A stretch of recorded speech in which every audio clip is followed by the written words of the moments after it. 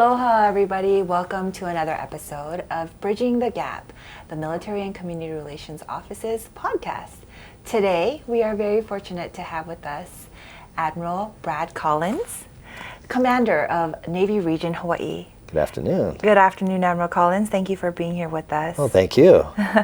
Admiral Collins, so you have been in the Navy for more than 30 years. You're a native of Lake Forest, California, and you just got to Hawaii a couple months ago. Can you tell us a little bit about that, your upbringing, and what made you decide to enlist and commission in the Navy, and what brought you here to Hawaii? Sure. So thank you for the question. Thanks for having me here. So I grew up in Southern California. No military background in my family at all, but I did grow up right next to El Toro Marine Corps Air Station. So as a young kid, I would watch the jets, I would watch the helicopters come by, and then there was this movie. It wasn't very popular at the time. It's called Top Gun. It came out. So like a lot of young people at that point, I wanted to fly. And I went and talked to one of my teachers in high school, and I asked her, what can I do to fly in the Navy? And she said, go to the Naval Academy. And since I didn't have any military background, I'm like, okay, well, that makes sense. Didn't tell me there were other options or anything, so I ended up going to the Naval Academy, graduated in 1992 from the Academy, and from there, followed my dream at that point. I went to flight school in a couple places, Pensacola, Texas, back to Pensacola, went to my first fleet squadron, and from there, I commanded finally my squadron HSL 42 in Jacksonville, Florida. I had major command in Suda Bay, Greece at one point, and now I'm here in the region commander business. So. Well, welcome. Aloha, welcome to Hawaii. We're so happy to have you here. It's beautiful. It's a great place. Yes, the Navy plays a big role in the state of Hawaii and the security and defense community that we have here. So we look forward to working with you and your teams to continue the good work that the Navy has done for so many years, not only here in Hawaii, but throughout the United States and internationally. Admiral Collins, as mentioned, you recently arrived in Hawaii about a couple months ago, and there are 10 Navy regions across the globe. And before Hawaii, you were the commander of a couple of those different regions. Can you tell us about that experience and how that has shaped your focus here in Hawaii? Sure, definitely. So I was region commander first in Navy Region Northwest, up near Bremerton, Washington. I was only there about 8 or 9 months, and then I was pulled to my next duty station, which was Navy Region Europe, Africa Central. So obviously I went from 4 bases in the Northwest to 10 bases in a lot of places, stretching from Keflavik, Iceland, down to Djibouti, Africa, over to Bahrain and Oman in the Middle East. So pretty large geographic area in a pretty hectic time. As you can imagine, we hit Russia, Ukraine was already going on when I showed up there. Later we had Israel, Hamas, Iran, the Houthis, instability in the Africa governments, and then Syria, the fall of Syria. So just one event after another in that AOR. And so that area of responsibility. And one of the things a few things that taught me was, first of all, the shore in my job as a region commander, I have to be aligned with the fleet. The fleet and our joint partners are out there doing the mission that they need to do out forward. And we saw a lot of that in the Red Sea and down into the Middle East during these last year or so. Secondly, our bases have to be ready, not for what they do each and every day. We're primed for that, but we have to be ready for the contingencies that will pop up. They'll be different than what happened over there, but there will be contingencies, whether they're military, environmental, other things along the way. We have to be ready for that. Lastly, we have to be great stewards inside of our fence line, but outside of our fence line as well. And so I think that's one thing here that the Navy and Navy region, but the wider Navy and DoD population is very, very much tied into the local community. So I think that's important. Thank you for touching on that. Inside and outside of the fence line, I like that. And that very clearly paints a picture of, you know, the sense of responsibility that you have and the sense of wanting to be a good neighbor when you say that, inside and outside of the fence. Okay, the Navy was established in 1775, a year before the United States was founded. And it's celebrating, the Navy, the U.S. Navy is celebrating its 250th anniversary and birth date this year, here in a couple of weeks, in October. What does that milestone mean for you? And what do you think it means to the sailors and the community, as you mentioned, outside of the fence? Sure.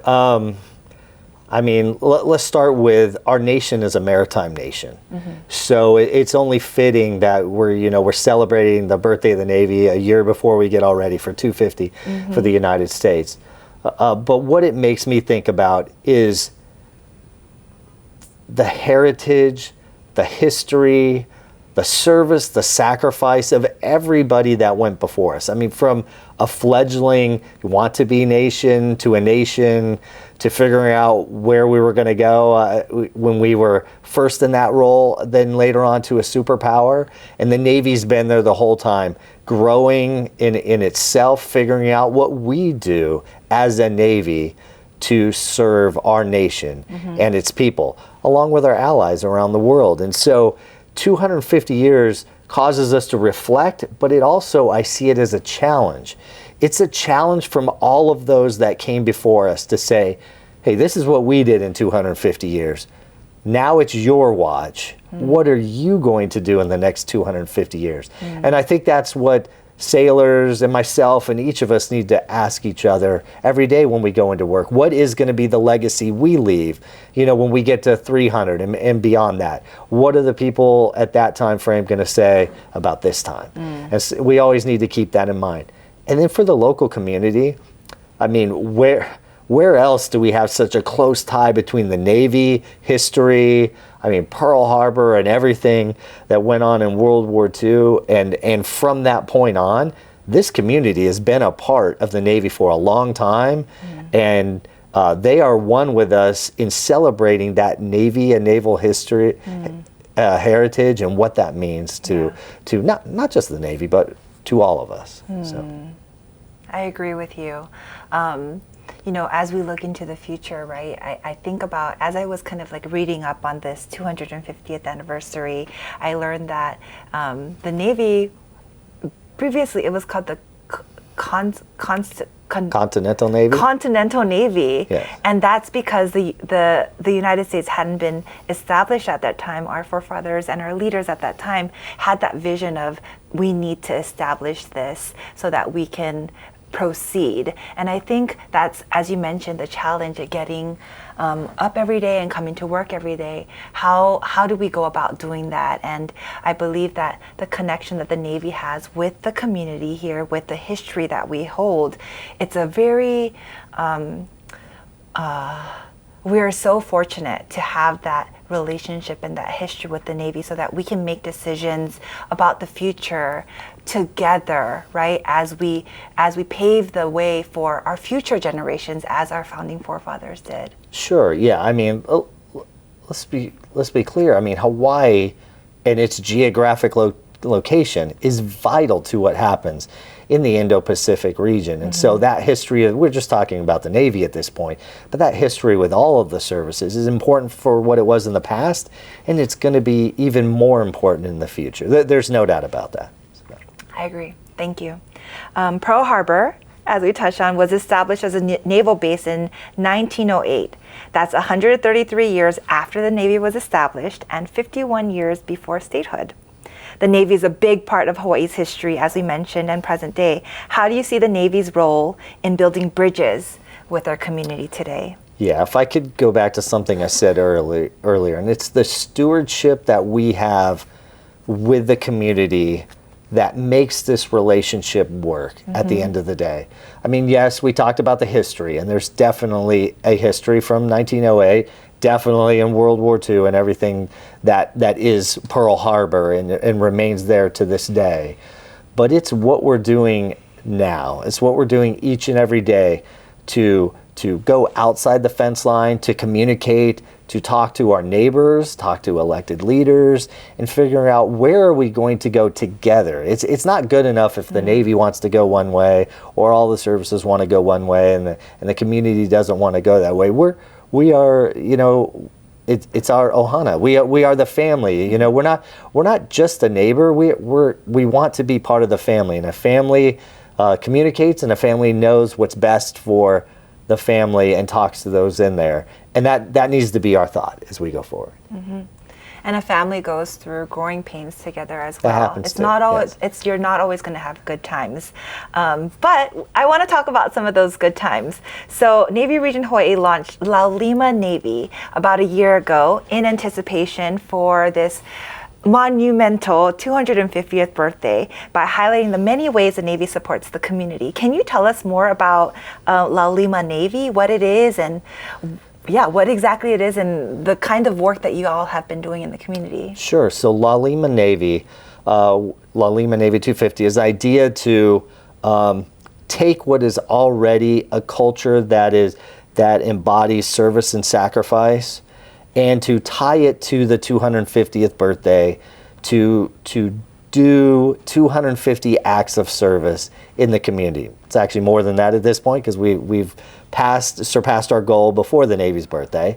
But that's okay that we did that, because it's not, while it is important, and it was good to have a name and a face to the Laulima Navy, it is more a symbol of that sacrifice and service that the sailors, our families, and the local community who participate in the same events.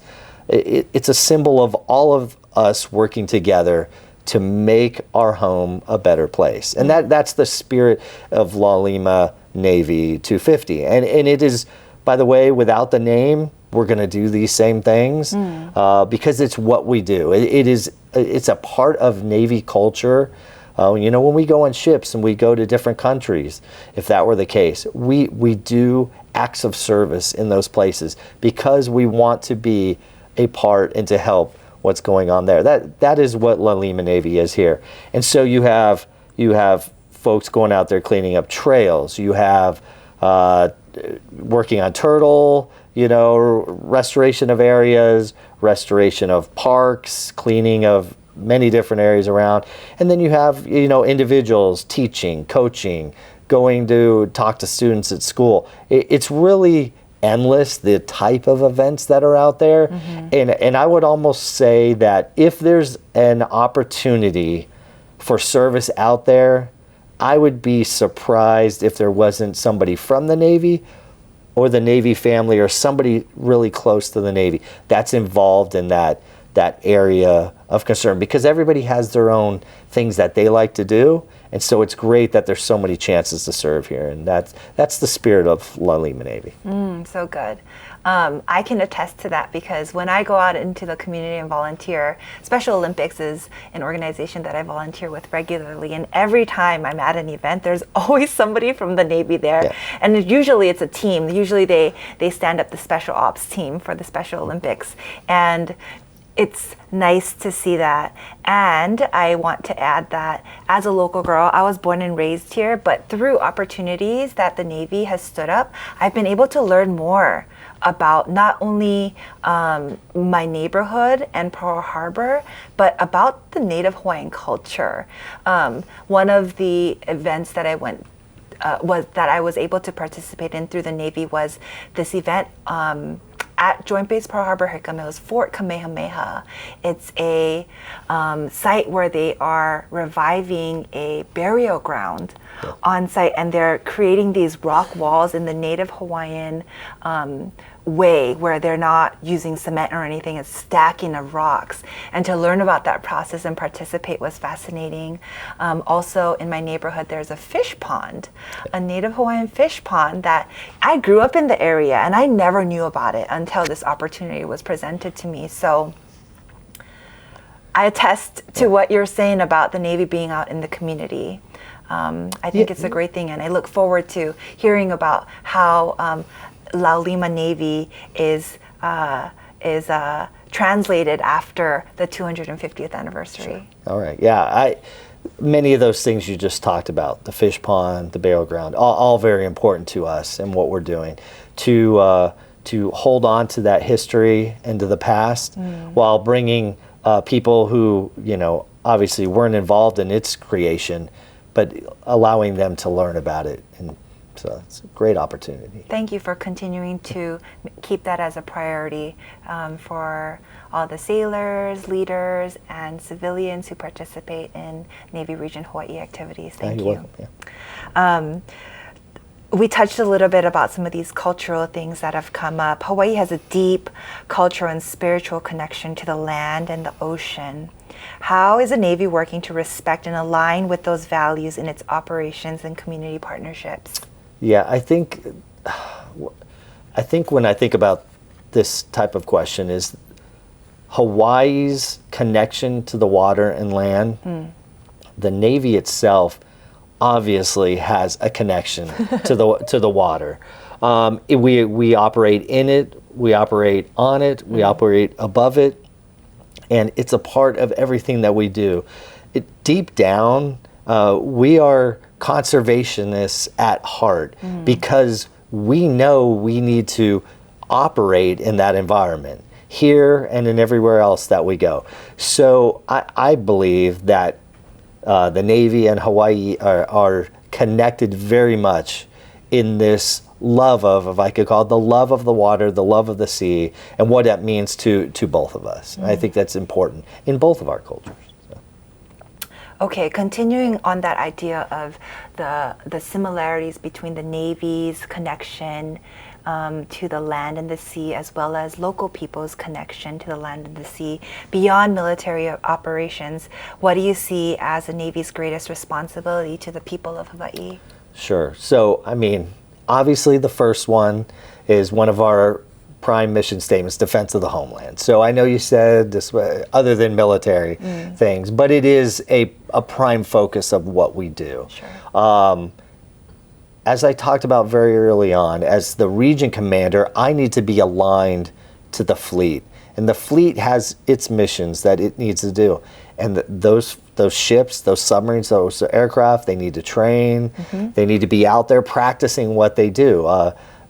Should we be called upon to go project force somewhere in the world, we want a team that's practiced and ready to go. There's, conflict is not something you can just step into without having practiced and worked with not just yourself, but your partners, our partners and allies as well. And so, as I talked about earlier, we have a responsibility to be good stewards of everything that we use that allows us to do that practice, to get ready for the real thing, if we ever have to do it at some point. But one of our other prime considerations is communication, transparency, being out there in the community, not just the acts of service, but talking to people about what we're doing, why we need to do it, why it needs to be, why is Hawaii so valuable geographically, but the way that the water and the seabed and the air and everything else that goes into that. And so it's important for us to communicate and to be clear and transparent about what is happening and what we're doing. I think that's one of our, other than the service, sacrifice, and defense of homeland, communication, transparency, one of our prime responsibilities to Hawaii and local. Thank you for saying that. Yes, communication is very important. I think we're coming up on a RIMPAC year. We are. So as you mentioned about training and the practice not only within our own forces but with partners is very important, and we'll get an opportunity to do that here in a year or so. Next summer. Next summer will be the RIMPAC. Right. And from what I've seen, a lot of allies going to be here, so Excellent. It'll be a great time here. We look forward to communications that come. Probably about have that. Another talk about that at some point. Yes, Yeah. would love to do that. Okay. Yes, sir. And we talked touching on communication and transparency, many residents still have some concerns over what happened at Red Hill and the impact it's made on families and the environment. What is the Navy doing right now to restore trust, ensure accountability, and protect Hawaii's waters for the future? Sure. So great question. And I think it's important for everyone to know that the Navy is doing everything we can in conjunction working with DOH, EPA, local community, elected leaders to complete the mission we have at hand. I'm not just the Navy Region Commander, I'm also Navy Closure Task Force Red Hill Commander. So I do have two separate hats in there that I wear on different days. And I can tell you, stepping in this job a couple months ago, that at the forefront of everything I do is thinking about how is Closure Task Force going through what they're doing day to day. And we have a team of experts that are out there right now, today, that are working on cleaning the remaining tanks that haven't been cleaned at this point, because the fuel's gone at this point. So we're cleaning the tanks, right. We're cleaning the pipelines and removing the pipelines. We are moving towards our mission completion of closing Red Hill. And we will stay on focus for the entire time. But what we're doing in conjunction with that, I think, is the most important. And I already talked about before. The entire team and what they're doing, everything is communicated to the local public. Multiple meetings, several different forums, some more formal than others just neighborhood meetings where we're getting together with the local community to discuss things. And so everything that we're doing, we are making sure that people know what it is, why we're doing, so that we can be transparent and great neighbors and a part of that family that we talked about earlier. And so we will stay on this mission. We will complete it. It's being done safely. We're going to protect the environment now and into the future. And so, I look forward. We'll probably talk about this another point at some point, but we will stay on top of it, and it is moving on right now. Thank you. Yeah. If you're looking for more information on that, I know that y'all have stood up a website that's been around, and I know at every point when defueling was happening, it was being updated on a daily basis, as well as community are invited to, I think it's a Ke'ehi Lagoon. I think it's like monthly or quarterly, maybe not monthly. There's so many meetings. Right. Yeah. There are many opportunities for folks to get involved and ask the questions they have, if any arise. So, thank you for continuing that transparency with us as we wrap up that process. Yeah, I think you hit on an important point. Ask questions. Ask your questions. We will give you the answers. And I know from just a little time that I've been here, when people have questions and we come out and engage with them, that takes care of a lot of the problems at that point. So just uncertainty is not a good place to be. So we're going to be transparent and invite those questions from others. Okay, I like that. Thank you. Pearl Harbor is both a living base and a historic landmark. How does the Navy balance preserving history with preparing for the future? Yeah, that's a great question. So you can't help but step onto Joint Base Pearl Harbor, and you could almost feel the history. There are certain places in this world that I've been to before that impact you just because you're there. I could think of one of them from Europe, my previous job, Auschwitz. You go there, you feel it. Pearl Harbor's the same way. You go to the Arizona Memorial, and you can feel it in the story. So the history, it's on every street corner. The names that you see, there's little placards and a lot to tell you about what happened, in this year at that point. It's a great base to get out there and walk around and just to see how much history. Almost every building on there's historical at this point. And that's the past. It's important. We talked about our legacy, and we need to maintain that. But let's be fair as well. We are a Navy that needs to look forward to its next 250 years. So take, for example, there's a shipyard project going on right now. Right. It is important that the Navy have a shipyard And it's important we have a shipyard in Pearl Harbor with all the local workers that have worked in the other shipyard, because we have generational workers at this point. And think of the amazing things that generation did in that shipyard after World War II. It's incredible just to think about. But we have new ships and we have new technology. And with that, we need a new shipyard. And so that's just one example of how we're taking from the history, preserving what we can, but modernizing for the future. All of those things have to work together. You can't preserve history and not modernize. That's not going to get us to where we need to be at the end of the day. And we don't want to modernize and lose the history. That would be disregarding the 250 years that we talked about. It's a balance. We can find that balance. We are finding the balance. And we will continue to do that as we have to modernize other parts of the base. Those things will all continue to work together. Yeah, there's a lot of reconstruction, and I think what you're mentioning is Dry Dock 5. Dry Dock 5. Yeah. Yes, and that's setting us up for the next, 30 to 50 years? Oh, that is a generational product at least 50 years. Right, yeah. right. So that project alone brings in a lot of revenue to the state of Hawaii. I believe the number that I looked up, the U.S. Navy brings in about $2 billion to the state of Hawaii. $1 billion for operations and another $1 billion for payroll, and to make sure that personnel are being compensated fairly for the work they're doing to protect our nation. So yeah, that's a big deal here, to get us ready for the next 250 years. Yeah, if we're going to be the Navy that we need to be, and to continue to be the maritime nation that we need to be, we have to be a Navy that can project itself forward. And World War II dry docks are not going to be the way to get us there. So, but like I said, we will preserve the history, modernize at the same time. It can be done, and we are doing that. It's being done. Yeah. Thank you.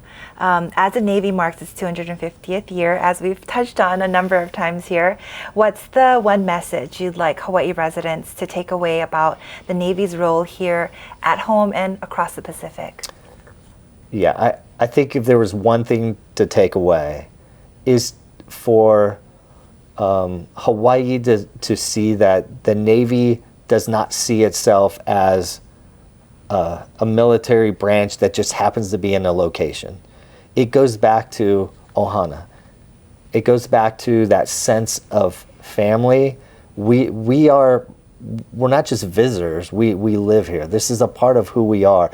The Navy and Hawaii are interconnected, and they are not ever going to be separated in that regard. And 250 gives us a reminder of to look to the past, but also to see where we need to go in the future.